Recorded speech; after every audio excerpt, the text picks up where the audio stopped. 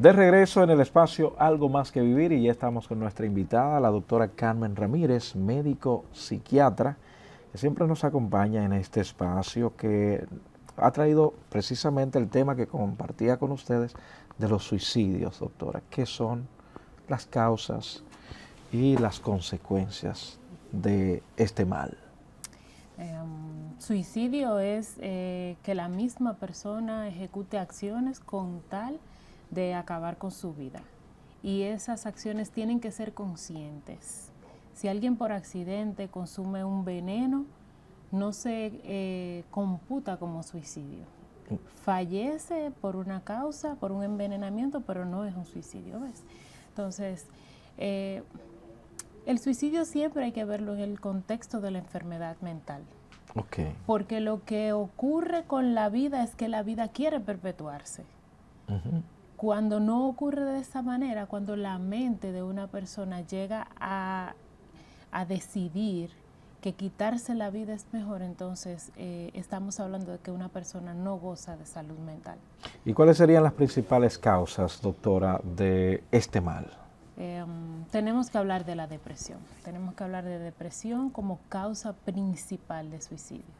Y luego de depresión están otras enfermedades mentales, pero suponiendo que depresión anda por un 85%, entonces las otras causas, falta de control de impulsos, ansiedad, la esquizofrenia, otras enfermedades mentales, entonces estaríamos hablando de ese 15% que todas esas otras enfermedades ¿Y los mentales, factores sociales, doctora, no influyen? esas son causas. Ahora, factores detonantes hay muchísimos más.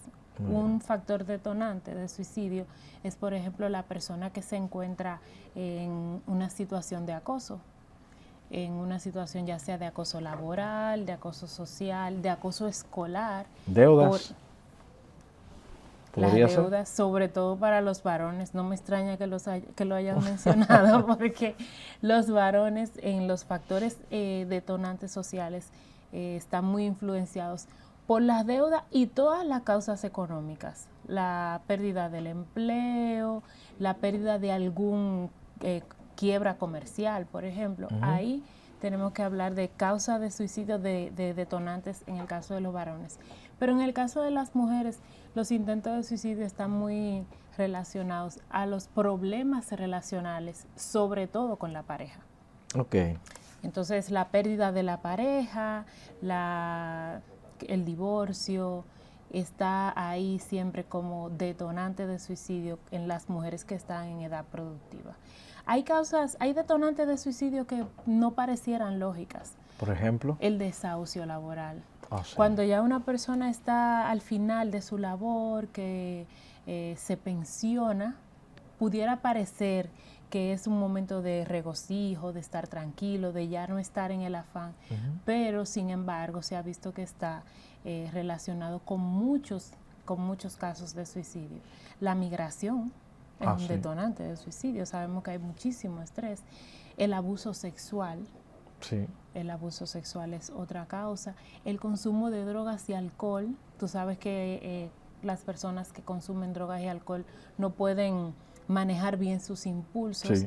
A veces porque están intoxicados de la sustancia, pero a veces porque están en abstinencia de esa sustancia. Muy bien. ¿En qué edad más o menos afecta más este tema de depresión, los detonantes sociales, para que una persona pueda deliberadamente atentar contra su vida? Lamentablemente, es la gente joven. Sí. Sí, lamentablemente. Hay picos. Sí. La gente en la edad en la que estamos, en la plena juventud, son un gran blanco de suicidio, pero también hay un pico al final de la adolescencia. El terminar la escuela, involucrarse en una actividad productiva o en estudios universitarios, estudios superiores, pero también al final de la vida, cuando ya hay muchos achaques de salud, a veces relacionado con un diagnóstico catastrófico como cáncer y eso. También hay un pico a nivel de los 65, 67, 70 años. En estos días ocurrió un caso muy lamentable en nuestra sociedad, la muerte de una joven de unos 25, 26 años, que se lanzó de un cuarto piso con su hija, perdiendo ambas la vida. ¿Qué nos podrías decir sobre este tema, doctora? ¿Qué ha consternado a nuestra sociedad?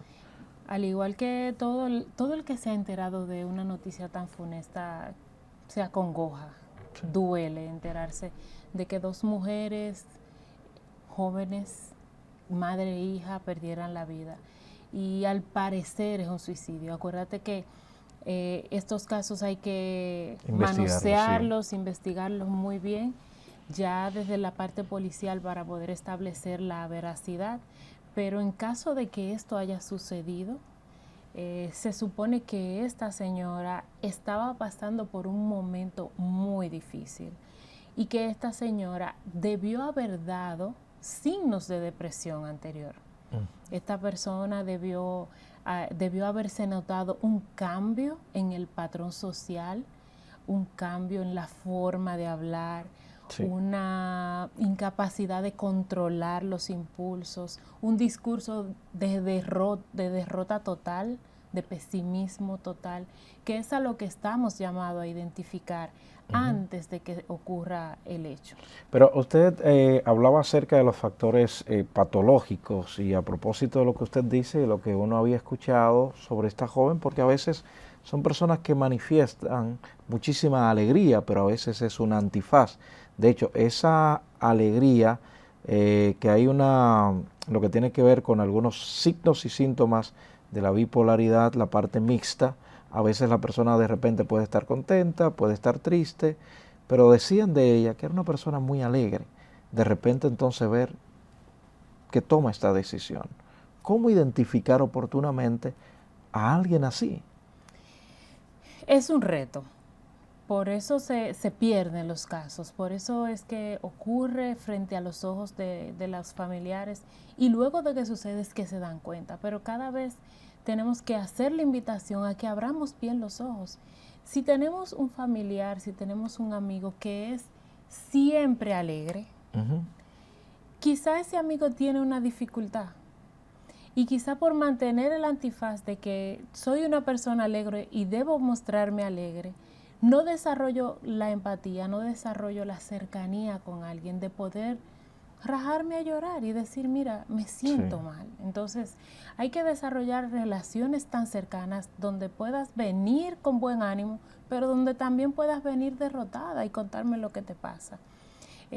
Quizá esta joven pudo haber dado ese síntoma, pudo haber sentido que no había cómo solucionar algo que le estaba pasando y que solamente se solucionaba con la muerte. Y eso es lo que tenemos que nosotros siempre tratar de conseguir, de identificar, ¿estás bien? ¿Las cosas te están manejando bien? Cuando nos vimos me preguntaste cómo están las hijas, cómo está el trabajo. Sí, claro. Entonces, es una manera de, tenemos que hacer esas preguntas, pero de manera sincera, de manera empática, y cada quien debe tener el privilegio de poder contarle a alguien cuando se siente mal, no tener que mantener el antifaz para la apariencia social. A veces tenemos potenciales suicidas muy cercanos a nosotros y no nos damos cuenta precisamente por esa falta de empatía. En un momento dado yo hablaba precisamente de esto, de que a veces la persona que está atravesando por esa angustia puede ser un compañero de trabajo, puede ser su pareja, puede ser su hijo. Lo que hay que ser un poco empático. A veces, aunque sea para sentarse allí y escuchar. Y ponía el ejemplo de los amigos de Job, que se acercaron a él, duraron varios días sin decir palabras. Solo escuchaban a su amigo quejarse.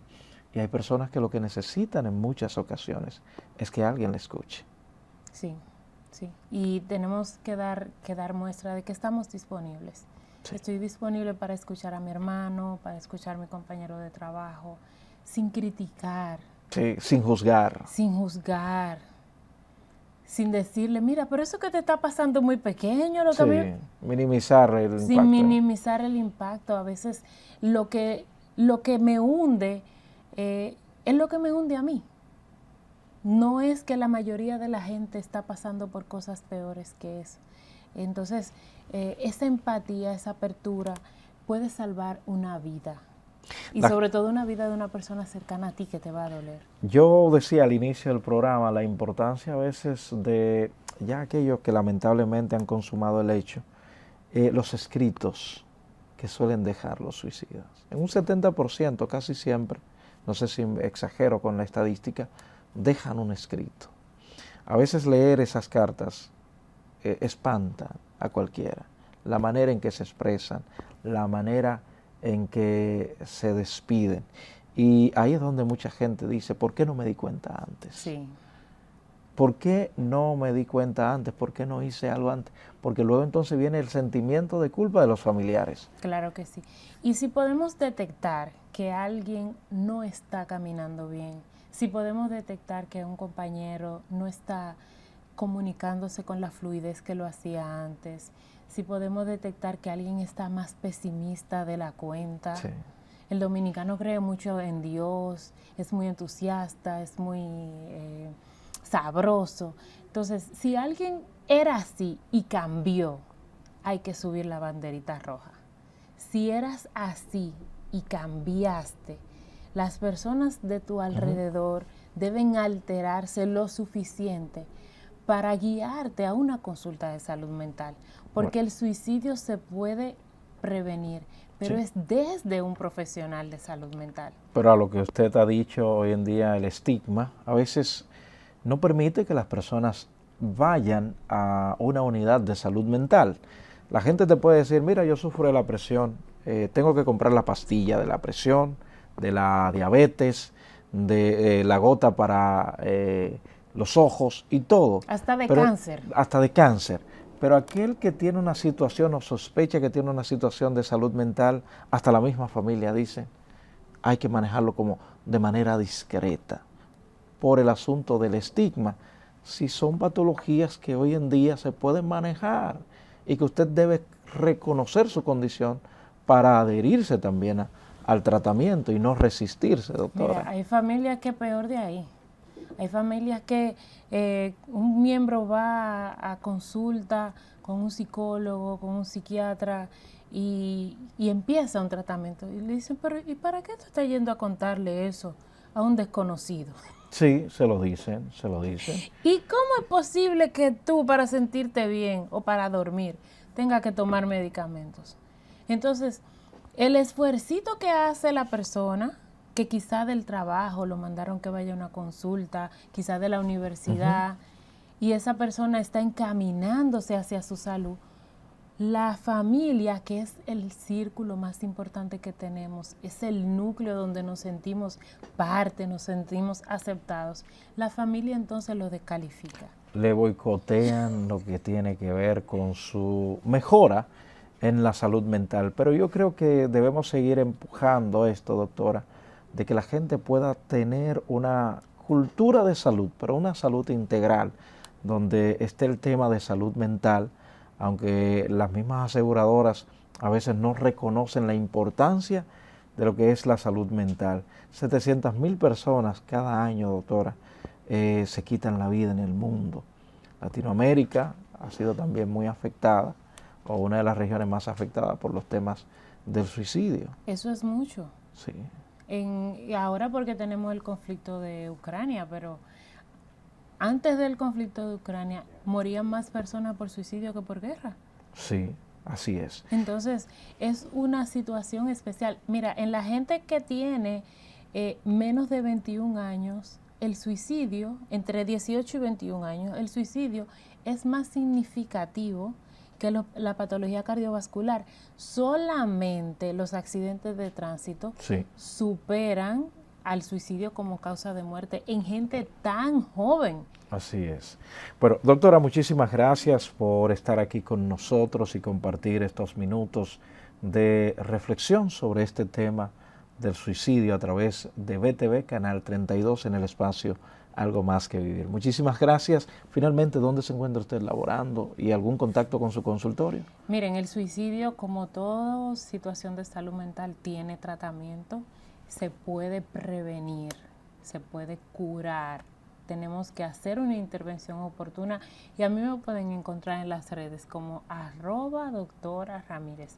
Ahí estoy para que el consejo sea más largo que la promoción. Bueno, si ustedes quieren contactar a la doctora ya la pueden seguir. Gracias una vez más por su atención al espacio Algo Más que Vivir a través de BTV Canal 32. Pásenla bien.